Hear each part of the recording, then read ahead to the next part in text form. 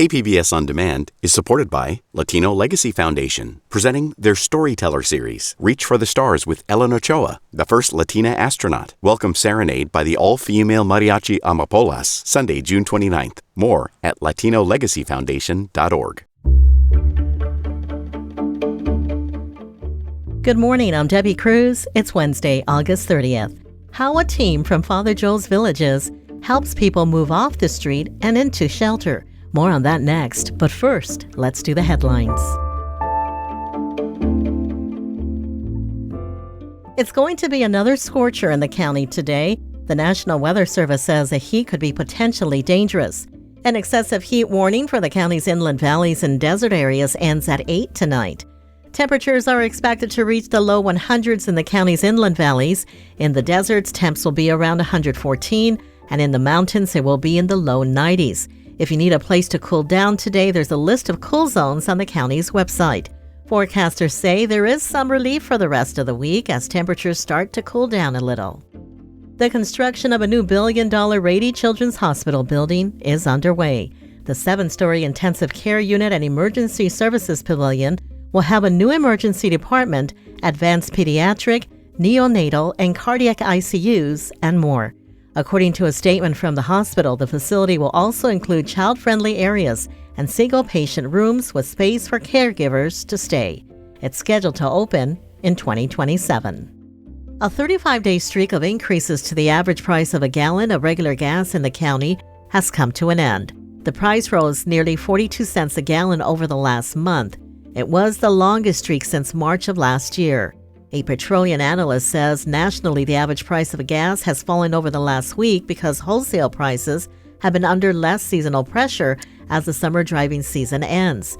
The average price of a gallon of regular gas in the county is about $5.36. That's 32 cents higher than last month. From KPBS, you're listening to San Diego News Now. Stay with me for more of the local news you need. KPBS On Demand is supported by Latino Legacy Foundation, presenting their Storyteller series, Reach for the Stars with Ellen Ochoa, the first Latina astronaut. Welcome Serenade by the all-female mariachi Amapolas, Sunday, June 29th. More at latinolegacyfoundation.org.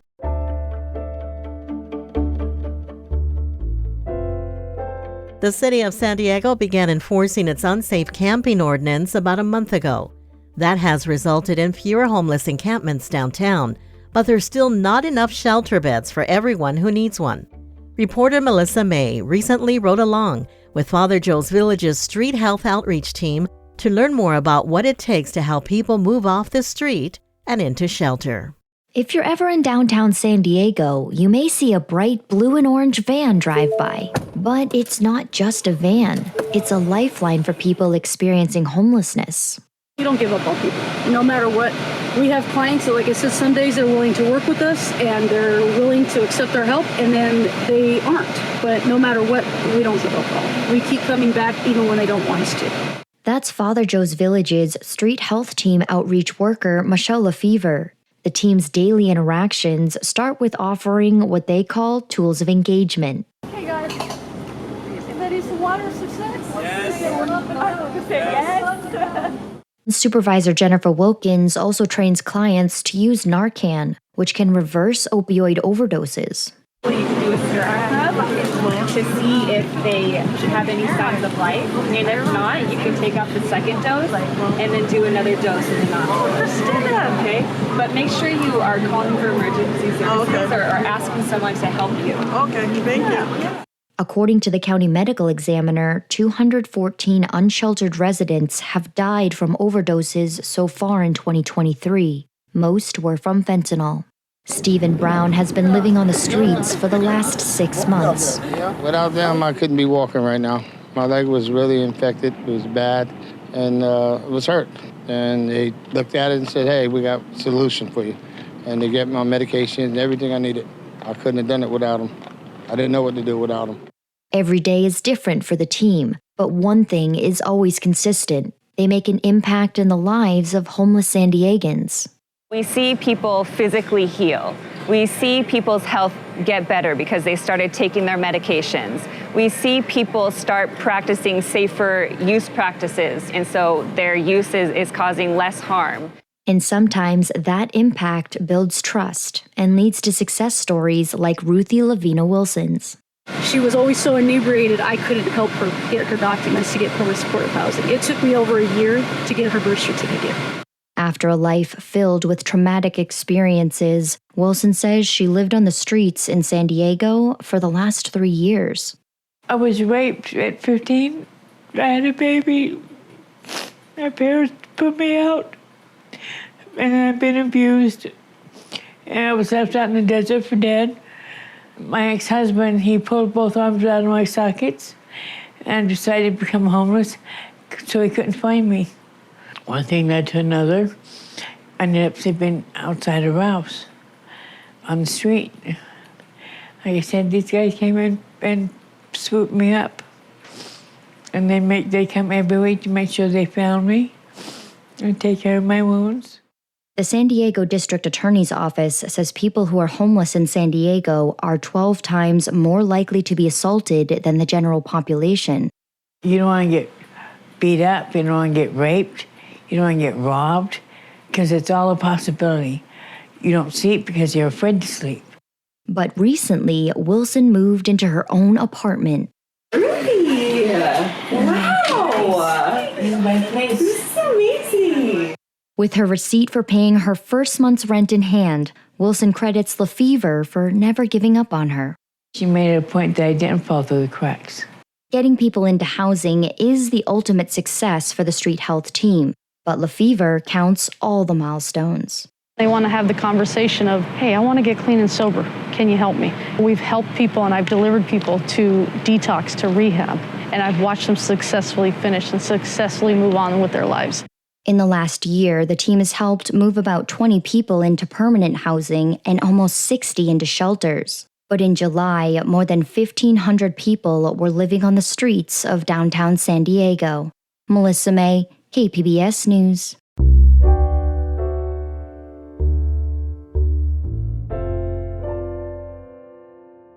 A court dispute has stalled the process of replacing Randy Mize, who retired as public defender in June. Investigative reporter Amita Sharma says a local judge is alleging the county has misinterpreted a key statute in a way that disqualifies him as a candidate. Superior Court Judge Michael Washington applied to be the county's next public defender in June, but the county won't consider him for the job because of its interpretation of a 1947 government code. The statute says a person is not eligible for the office unless they were a practicing attorney in, quote, the year preceding the date of his election or appointment. But Washington's lawyer Michael Conger says the law is unclear. It could mean in the exact year before, or it could mean at least 1 year experience, which is what I think it means. Conger says Washington worked for 19 years as a deputy public defender in San Diego and 10 years on the bench.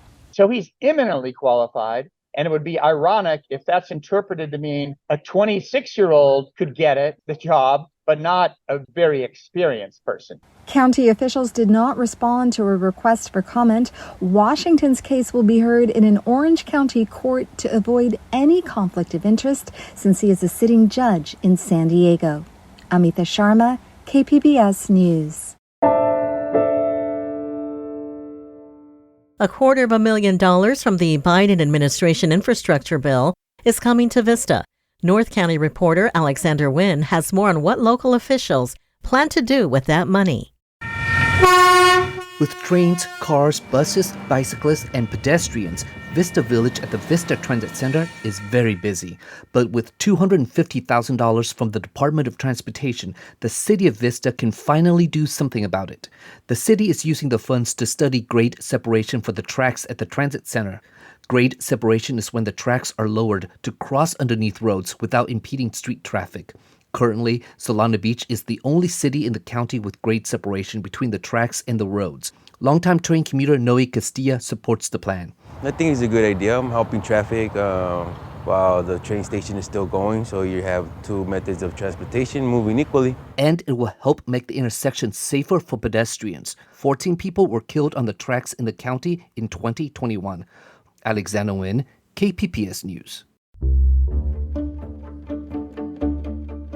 Coming up, county leaders have published a blueprint on ways to address the childcare crisis. We'll have that story and more just after the break.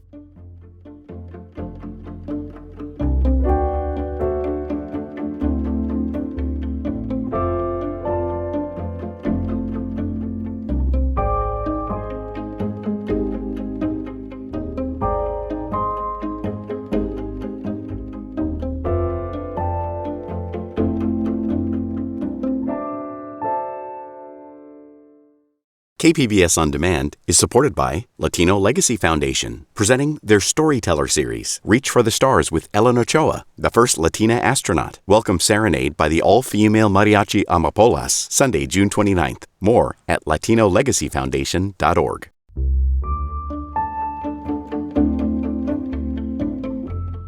San Diego County wants to help find solutions to the childcare crisis. County leaders yesterday published a blueprint on ways to address the issue.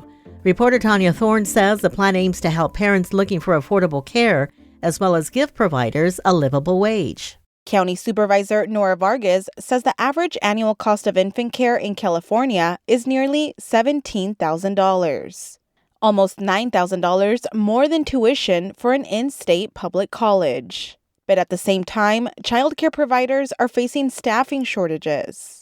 Those in childcare workforce are also struggling to earn a livable wage, and that's not acceptable. Research shows that in San Diego County, the median hourly wage for childcare providers is $15.11. Vargas says the next steps are to go after funding and support. Childcare has to be a public good. It shouldn't be something that only moms or parents are thinking about. County leaders will work on the plans over the next 2 years. Tanya Thorne, KPBS News.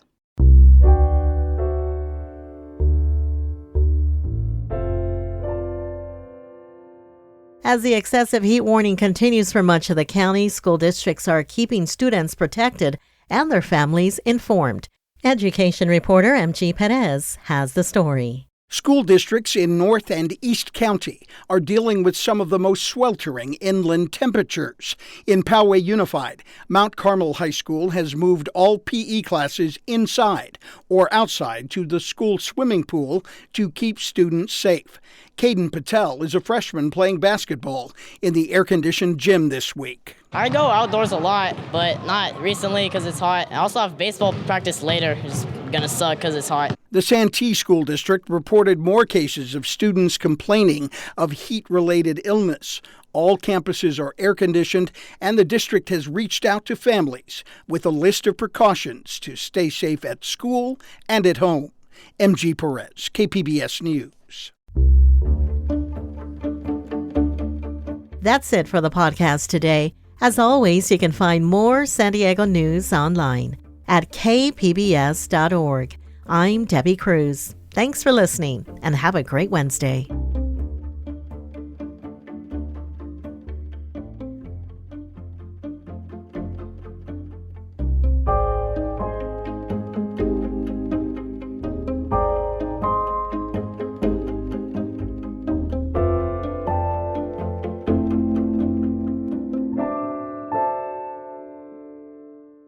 KPBS On Demand is supported by the San Diego County Toyota dealers, presenting the new 2025 Camry with refined design and performance. Visit your local Toyota dealer to learn more about all the features the new 2025 Camry offers. The San Diego County Toyota dealers. We make it easy.